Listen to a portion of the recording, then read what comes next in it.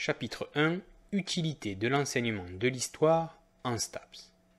Vous pourriez vous demander légitimement à quoi sert l'histoire en STAPS. Alors que nous sommes là pour considérer les sciences, et vous, en tant qu'étudiant, vous avez certainement l'image des sciences directement en lien avec les activités physiques et le sport, à l'image de la physiologie, de l'anatomie, de la biomécanique. Il s'agit là de sciences plutôt de la vie et de la santé ou des sciences de l'ingénieur. Mais quelle serait la place des sciences humaines et sociales, et notamment de l'histoire, lorsque l'on intègre un cursus STAPS? Il s'agira ici d'essayer de vous montrer, de vous faire comprendre l'utilité de l'histoire pour des étudiants en STAPS. Cette première partie nous permettra de voir, dans un premier temps, les objectifs et les enjeux de cette utilité de l'enseignement de l'histoire en STAPS, et dans un deuxième temps, nous parlerons d'un point de vue un petit peu plus personnel. 1.1 Objectifs et enjeux. Parmi les objectifs et les enjeux qui sont à respecter et à atteindre, le premier est de vous permettre, en tant que citoyen, de comprendre les enjeux de la société dans laquelle vous allez devenir acteur. Car vous n'êtes certainement pas tous majeurs, mais quand on devient également citoyen à part entière, avec des droits et des devoirs. Il faut donc s'inscrire dans le fonctionnement sociétal et peut-être même y prendre part. Ce qui nous mène au deuxième objectif qui fait référence à une citation de René Raymond. Être un contemporain, c'est avoir conscience des héritages consentis ou contestés.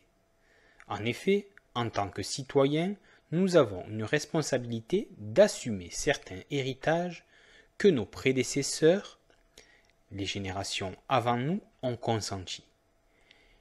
Mais quel que soit l'environnement socio-culturel ou filière universitaire dans laquelle l'on se trouve, nous sommes les héritiers de nos prédécesseurs, qui ont été par exemple les étudiants de mai 68, qui ont secoué le système universitaire traditionnel et très conformisme de la fin des années 60 pour essayer de prendre part au dialogue et aux décisions qui seront prises au sein de l'université française, ce qui n'était pas le cas auparavant. Voilà en quoi, par exemple, vous pourriez consentir cet héritage de vos prédécesseurs de mai 68, mais vous pourriez aussi contester certains héritages de notre société française du XXIe siècle. Par exemple, un héritage qui est souvent mis sur le banc de l'accusation, de la contestation, avec ses nombreuses dérives ou exagérations, de gaspillage, est l'héritage de l'environnement qui est le nôtre. C'est pour cela qu'il y a une réflexion écologique qui remet en cause le mode de fonctionnement sociétal en France, bien évidemment, mais aussi au niveau international. Cette réflexion cherche à repenser nos manières de vivre, de consommer et d'agir au détriment des ressources naturelles que notre planète veut bien nous accorder. Voilà en quoi être un contemporain, c'est prendre position. On accepte ou l'on refuse, on subit ou l'on agit, etc., etc. Le troisième point, s'intéresser à l'histoire, c'est aussi être capable de capter les mouvements signifiants d'une évolution générale. Par exemple, l'Allemagne. Au niveau international, l'Allemagne est souvent montrée comme un exemple en matière d'économie. Mais en matière démographique, l'Allemagne est vieillissante. Et est-ce que cela, à long terme, ne va pas poser des problèmes économiques, sociaux ou culturels à l'Allemagne? Car si l'on regarde son évolution générale avec la population vieillissante, ce pays peut être face à certaines difficultés par un manque de renouvellement des générations comparativement à d'autres pays d'Europe.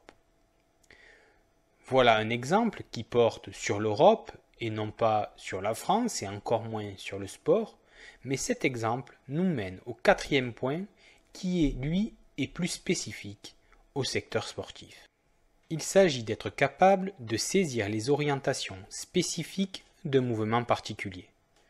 Par exemple, on assiste actuellement à une baisse de la féminisation dans la mention éducation et motricité au niveau national. De ce fait, l'on assiste à une baisse du nombre d'enseignantes dans le premier degré, c'est-à-dire au primaire. Avec cette tendance à la baisse, on a de quoi se questionner, car en arrière-plan, les représentations des activités physiques et sportives auxquelles l'on soumet les enfants sont complètement en relation avec les représentations du genre masculin ou féminin. Donc, s'il y a moins de jeunes femmes qui sont professeurs des écoles, est-ce que les activités physiques proposées aux enfants seront plus orientées vers des activités de type masculine que de type féminine, ou tout du moins partagées entre les deux sexes? Voilà, ce type d'exemple peut aussi vous permettre de comprendre pourquoi les orientations spécifiques d'un mouvement sont aussi à considérer, ne serait-ce que pour anticiper le futur ou les orientations futures. Cinquième et dernier point, celui de contribuer à construire une identité nationale.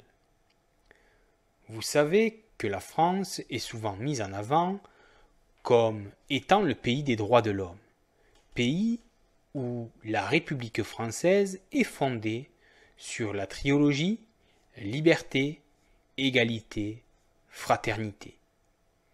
Et bien comprendre son histoire, comprendre les valeurs qui ont été celles qu'a épousées la France à un moment donné dans son évolution, dans son histoire, c'est aussi participer à la construction de l'identité nationale et de la représentation des valeurs qui sont communes dans un pays et qui, me semble, doivent être préservées pour conserver cette identité nationale.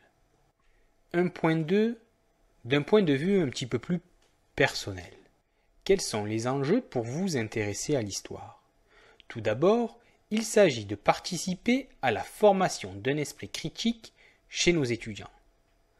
En effet, l'histoire, comme les sciences de l'homme et de la société, est censée contribuer à l'esprit critique par la prise de distance nécessaire avec les événements. Car nous réagissons de manière affective et de manière émotionnelle à ces derniers. Il faut donc être capable de prendre un peu de distance afin d'analyser un certain nombre d'éléments, de paramètres qui ont conduit à l'apparition de tel ou tel événement, de tel ou tel phénomène ou incident. Bien évidemment, l'histoire n'est pas la seule science qui le permet, mais généralement, les sciences humaines et sociales, à l'image de la psychologie sociale, de la sociologie ou encore de l'anthropologie, concourent à la formation de l'esprit critique chez l'individu. En STAPS, les sciences de l'homme et de la société sont présentes et complémentaires aux sciences de la vie et de la santé. Cette complémentarité représente une des richesses des STAPS de pouvoir promouvoir cette complémentarité des sciences au service des activités physiques et sportives. Cependant, pour vous, en tant qu'étudiant, cela va vous imposer un minimum de travail dans chacune des disciplines scientifiques présentes en STAPS. Un minimum d'investissement et de compréhension dans ces différents champs scientifiques. Cela nous amène au deuxième point, celui de vous forger un esprit scientifique. Cette formation à l'esprit scientifique se fait en quelque sorte grâce au recours au raisonnement scientifique. En s'habituant à avoir des réflexions et à faire appel à son esprit critique, en utilisant des outils et des langages d'appui au champ scientifique, à l'image des statistiques qui sont de plus en plus un langage partagé dans un grand nombre de champs disciplinaires scientifiques. l'une des caractéristiques de l'esprit scientifique sur laquelle on vous forme est celle de la rationalité. Celle-ci est la caractéristique de vos modes de pensée, de vos modes de raisonnement et peut-être même de votre fonctionnement en tant qu'individu. Troisième point de vue est celui de vous transmettre une culture. Cette culture en STAPS, bien évidemment, sera une culture sportive, mais également une culture scolaire, une culture de l'entraînement sportif, une culture sanitaire et de la santé du sport. Car en STAPS, on vous propose différents parcours à l'image de l'éducation en motricité ou encore des activités physiques adaptées. Pour cela, les différents enseignants illustreront leurs propos à partir d'exemples, de cas concrets qui vous permettront d'accéder et de comprendre ces cultures. Mais s'arrêter à la transmission des cultures des différentes mentions des licences STAPS n'est pas suffisant. La transmission culturelle, c'est aussi vous permettre d'accéder à une culture qui porte sur la dimension sociétale, économique et politique du sport. Parce que la culture n'est que le produit d'un environnement qui mélange différentes composantes. Des composantes sociétales que l'on retrouve comme des agents d'influence sur l'évolution de la culture, avec au premier abord la dimension politique, puis économique, puis la dimension sociale, et le tout générant un environnement culturel dans lequel les individus, à telle ou telle période, vont pouvoir agir ou pas, vont pouvoir se retrouver ou pas, vont pouvoir consentir quelque chose ou contester un héritage qui leur sera proposé si l'on revient sur la citation de René Raymond que je vous ai présentée tout à l'heure. Quatrième point qui représente un enjeu important, c'est que l'histoire participe à un travail de mémoire. Et pour un individu, qu'il soit enfant, adulte ou que ce soit une personne âgée, la mémoire est un élément incontournable de l'évolution vitale. Quand on est jeune, grâce à la mémoire, on apprend, on évolue dans son comportement. On peut également apprendre la notion de danger. Par exemple, si l'on se coince un doigt dans une porte ou si l'on se brûle une fois, on va mémoriser la douleur et on fera attention à ne plus se coincer le doigt ou à se brûler. Un autre exemple, dans le sport, par exemple en boxe, si l'on se prend un KO car on a baissé sa garde, on va mémoriser le danger que représente la baisse de garde et l'on fera attention à ce que celle-ci reste haute lors de nos prochains combats. Puis, quand on est une personne âgée, lorsque la mémoire est défaillante, on peut se mettre en danger. Le fait par exemple d'oublier d'éteindre le gaz peut avoir pour conséquence de faire exploser un immeuble ou la maison dans laquelle on vit. La mémoire est aussi un facteur incontournable de l'apprentissage et de l'évolution de l'individu dans son comportement d'apprenant, quel que soit le statut de la personne, élève, étudiant ou encore personne en situation professionnelle.